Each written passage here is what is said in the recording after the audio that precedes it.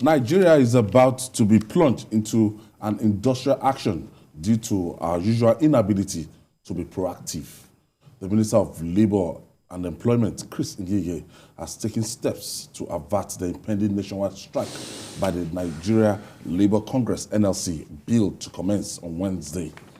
Ngige invited the NLC leadership and the management of the Central Bank of Nigeria, CBN, to a meeting in his office to resolve their differences. Meanwhile, the CBN Governor, Godwin Emefiele, has appealed to the minister to prevail on the NLC not to go on strike.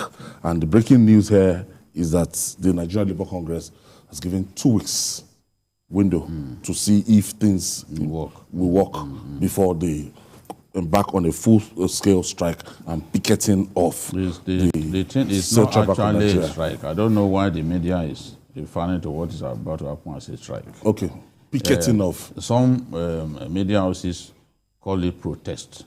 Okay. But it's picketing. Picketing is not a strike. Yes. So I'm surprised we keep saying they are not going on strike. They are going CBN to picket CBN offices. Across. By picketing, they will lock the place. They will stop you from The working. operations, yes. So that is different from embarking on a strike. They yeah. never said they will go on strike, but we keep hearing the media calling it strike. That's not what strike is. That's the ignorance peddling. Picketing. Let's quickly take this break. When we come back, we'll talk more.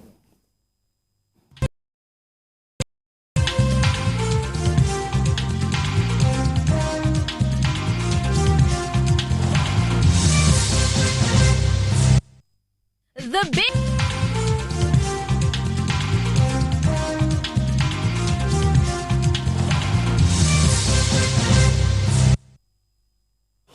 Jide, one thing I'm sure of, this Nigerian Labour Congress you are saying today is not the Labour Congress you used to know. I can attest to the president of Joe Ajero. Ajero's leadership is not going to be like Ajuyuba Waba's leadership. Ajero is a very tough customer, stubborn man, very stubborn.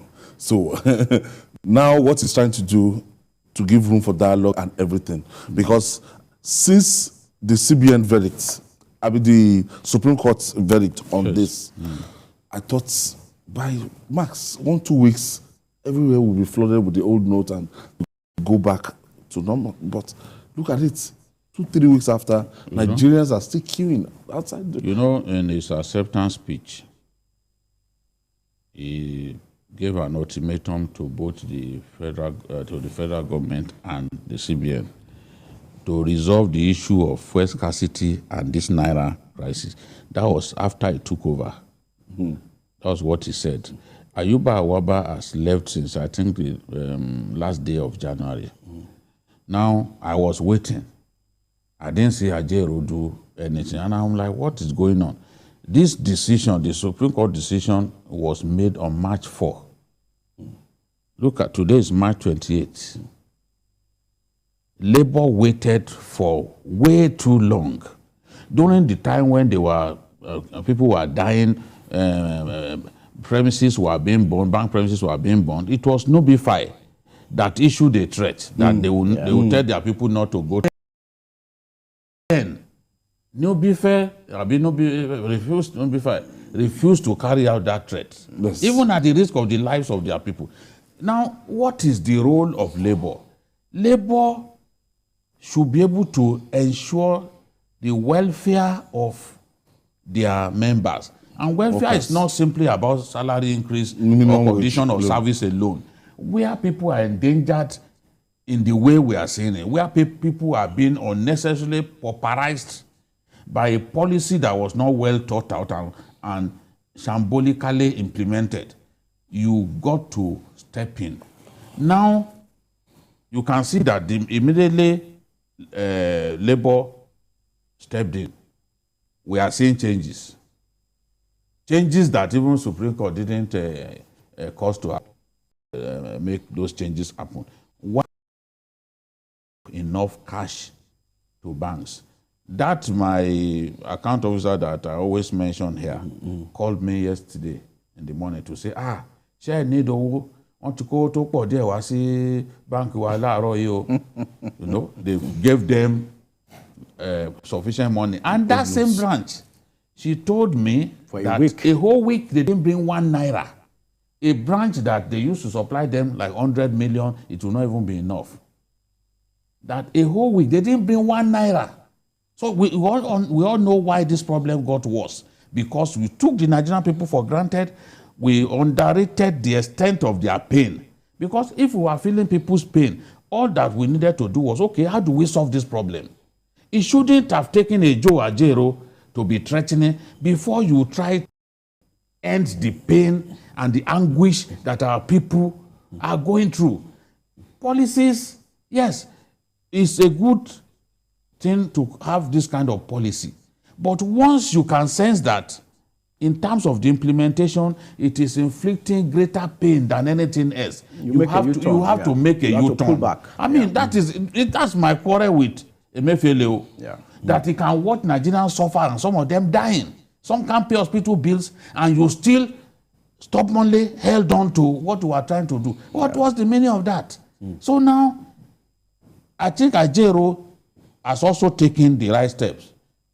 Normally, you think that once they had a meeting with Ngige and Ngige promised them that they would. No, but they say, okay, 2 weeks. 2 weeks. Within 2 weeks, let us see, because I know that this thing will take some time before it eases. This policy of not giving people more than 20,000 across the counter, it has been modified by the Supreme Court. If the Supreme Court has said no, they have started paying more than that. It's against the no law. You can't tell me how to access my money. That is even against the contract that you sign with the banks. Yeah, you know, you did not tell me that. Okay, you are keeping money with me, but you cannot take more than 20. You know, you can't do that now.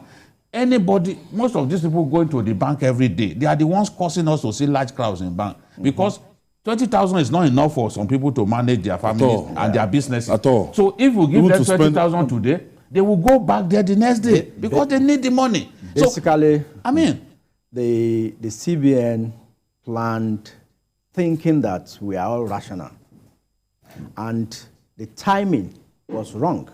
People needed money to prosecute or execute election projects. So doing a Naira redesign during an election was a wrong move.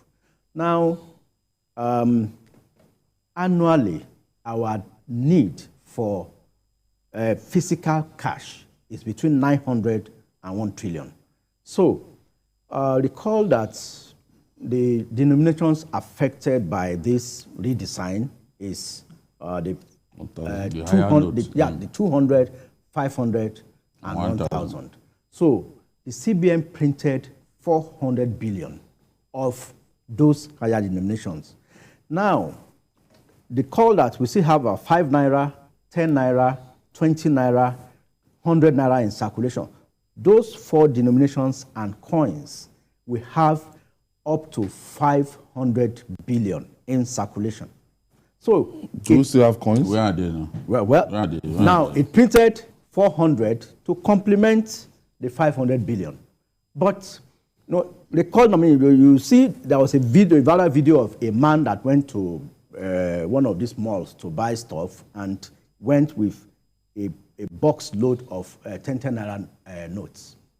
I mean, he wanted to buy 30,000 what, but the box was full. So the idea of the CBN, well intended, but wrong timing and badly didn't also give enough managed. Time for us. Same thing. Yeah, no, they didn't give enough time. They didn't give enough time. Given There's like no country that gives us they didn't allow the banks to even perfect their technology. We needed like a year. Then the fintechs. The fintechs, yeah, the banking architecture and infrastructure could not support the surge. They can't. Most of the banks. That's why I believe they didn't even do stress test. Yes. They're supposed to do stress test, integrity test, before you take a big step like this. Yeah. Okay. So most of the banks were used to maximum of probably 200,000 transactions a day. But this suddenly went up to about 1 million. Somebody has their Christmas decoration. I don't want to mention that banking thing is not for them. That's the most profitable bank. I almost quarreled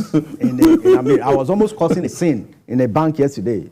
Somebody did a transfer to me since Wednesday. I got an alert, the thing disappeared. If I didn't know that person, I would have thought it's 419. I had to be, I was running up and down. Before I eventually got that's what the ordinary people. Okay, just before we leave.